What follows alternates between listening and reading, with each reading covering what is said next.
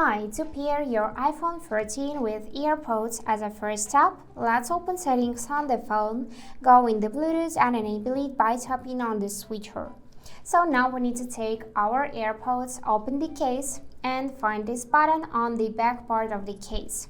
Or sometimes you can see this pop-up notification to connect not your AirPods, but if not, you would need to press this button till the indicator right here will start blinking white. Great, now it's blinking, we also heard the chime and we can select this option to connect those AirPods to the phone.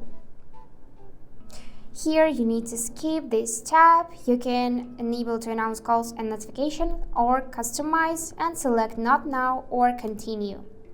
Here you can also control your AirPods by moving your head, so let's skip this tab for now.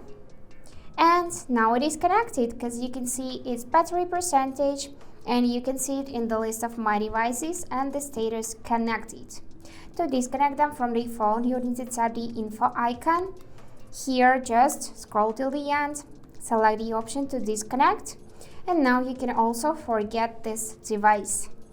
And that is how it works. Hope this video was helpful. Thank you for watching.